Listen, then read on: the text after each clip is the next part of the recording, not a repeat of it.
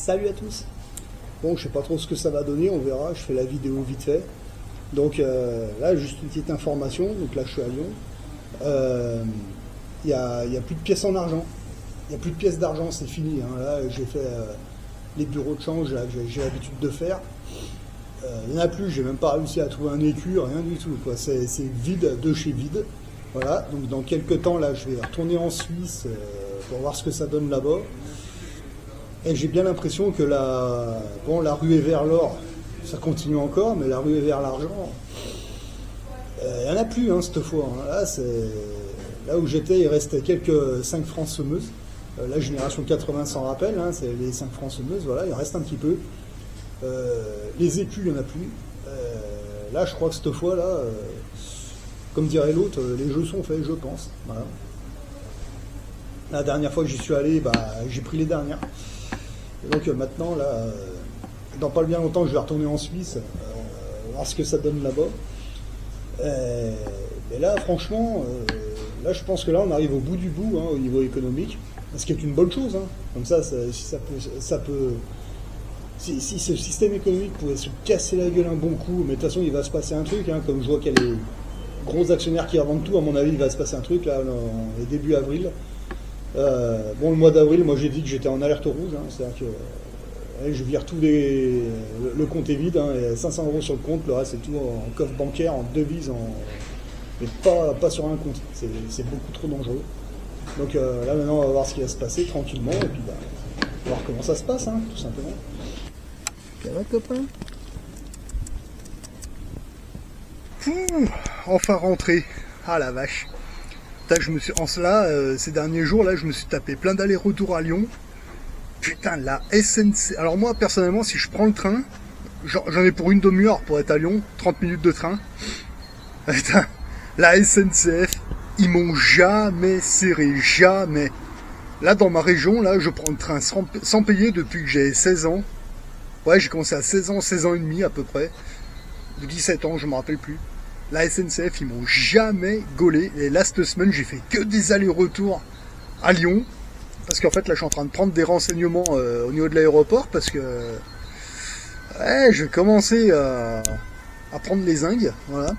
Donc, les pièces d'argent, il n'y en a plus. Là, j'ai l'impression que c'est fini. Il n'y a même pas un écu, il n'y a plus rien, quoi. Il n'y a plus rien qui traîne. Bon, ok. Parfait, hein, voilà. Alors la bonne nouvelle c'est que là il y a mon véhicule, ça y est, là j'ai vu mon garagiste ce matin. Ah mais ta gueule toi. J'ai vu mon garagiste ce matin avant de partir à Lyon. Je le récupère dans pas longtemps là, ça y est, là on a fait un débriefing on va dire. Qu'est-ce qu'elle me dit ma pépette, hein? Voilà.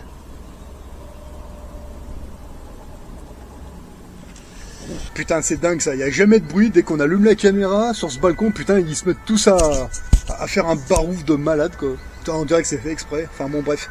Moi je m'attendais à une facture un peu plus élevée. Mais en fait, non, ça va, il m'a donné l'addition. Ouais, honnêtement, ça va quoi.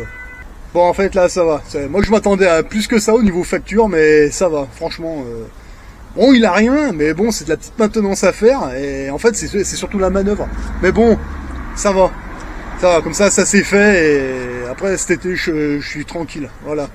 Des fois il vaut mieux qu'il reste un petit peu longtemps au mécano et puis au moins quand on part c'est l'esprit libre, voilà. Et voilà, donc bon là on est au mois d'avril, donc là c'est clairement alerte rouge, hein, plus rien sur le compte bancaire ou le minimum et le reste c'est tout géré coffre bancaire etc, plus rien de numérique, voilà. Bon les pièces d'argent il n'y en a plus, j'irai voir en Suisse ce qui reste. Pour voir un peu ce que disent les Suisses, hein, parce que putain là en France là c'est vraiment ouf, enfin. Là j'ai fait tout ce que je pouvais, maintenant là bon on va voir ce qui va se passer, hein. Moi je m'attends à un crash obligataire. Bon là maintenant là, j'ai pris toutes les positions que je pouvais, maintenant à mon niveau je peux rien faire d'autre que de patienter tranquillement. Donc là je vais récupérer mon véhicule, donc j'aurai un peu plus de mobilité. Mais là au niveau investissement je vois pas ce que je peux faire de plus, voilà, que de patienter tranquillement.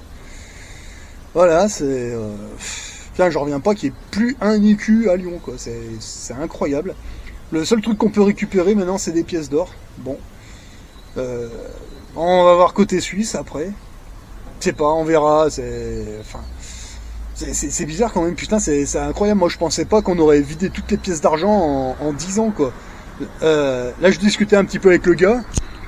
Putain, 25 euros les écus, quoi. Putain, mais moi, quand j'ai commencé ça, putain, j'ai payé 11 euros, 12 euros. Ouais, bah non, un peu plus de 20 euros. Et puis les pièces, les pièces d'investissement, moi, les premières, moi, je me rappelle, j'ai payé, ouais, 15 euros, 16 euros, hein, les Maple Leaf, quoi. Putain, elles sont à 30. Les pièces américaines, elles sont presque enfin, plus que 30. Oh, t'as la vache. Enfin, bon. Voilà, c'est... Bon, bah, du coup, c'est... Putain, tous les investissements que j'ai fait jusqu'à présent, tout le monde me disait oh mais t'es con, blablabla, ouais. Maintenant ils sont en train de me dire ah putain t'as eu raison, ah c'est trop tard. Non c'est pas trop tard, fais-le maintenant, hein, parce que ça va monter. Moi je pense que ça va monter encore. Voilà. À Lyon j'ai posé la question si j'achète un lingotin de 100 grammes en argent, pas très cher. Est-ce que je peux faire graver mon nom, prénom, de la famille, tu sais, j'ai marqué Jérôme Antoine, de la famille, tu sais, comme les Rothschild ils ont fait avec leur lingot en or là d'un kilo. Là. Alors les bijouteries, on leur pose jamais ce genre de questions.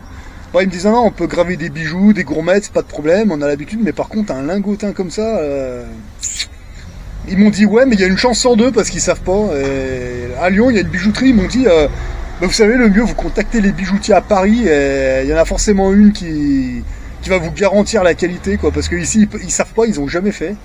Enfin, en même temps, on leur demande jamais ça, quoi. Ils m'ont dit, ouais, c'est original, mais autrement, peut-être en Suisse, possible, mais bon, à voir. Et là, il y a mon fournisseur de lingotin en argent, là, il me dit, mais vous savez, moi, si vous l'achetez chez moi, le lingotin de 100 grammes, chez moi, je vous le en plombé.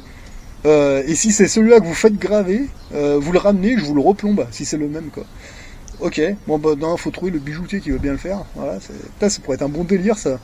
Et côté suisse, j'en avais posé la question, mais si je vous achète des pièces en argent, mais complètement vierges, et que je les fais frapper avec ma gueule dessus, c'est faisable? Alors à l'époque, ils m'ont dit, ouais, c'est faisable, mais par contre, ça a coûté cher, pas au niveau des pièces, mais au niveau de... En fait, il faut faire le moule. Et après, une fois qu'il est fait, c'est très cher. Et après, une fois qu'il est fait, on vous en frappe tant que vous voulez. Je fais, ouais. Donc ça veut dire qu'il y aurait, je sais pas, allez, on va dire, il y aura une centaine de pièces qui vont circuler avec ma gueule dessus, mais genre, vous savez, profil égyptien, on marque ce qu'on veut dessus. Il m'a dit, ah ouais, c'est faisable. Et c'est là que je me dis, mais putain, mais Napoléon, c'était vraiment un militaire ou c'est un mec dans mon genre qui a fait le zouave à l'époque, et puis maintenant on dit, ah, ils auront fait l'histoire comme ça, là. Non, parce que moi je me disais, si je commence à faire graver mon blaze sur des lingotins de 100 grammes en argent et que je fais frapper des pièces en argent avec ma gueule dessus, là, profil égyptien comme ça, dans 150 ans ils vont dire ah c'était un empereur, un machin. Bon, en fait non, c'est un gueux qui a fait le con. Alors pour bien comprendre dans quel monde on vit, moi je vous conseille de lire ce bouquin. Voilà. Alors ce bouquin-là, quand vous le lisez, clairement, bah c'était la Révolution française. Ouais, mais c'est pas la version Fernand Nathan qu'on a eue à l'école. C'est une autre version. Et bah on y est, en fait. Là, on est en 1789. L'époque était complètement différente, mais le scénario, lui, il est identique à celui qu'on est en train de vivre aujourd'hui. Hein. Très clairement. Enfin bon, moi je vous le conseille ce bouquin.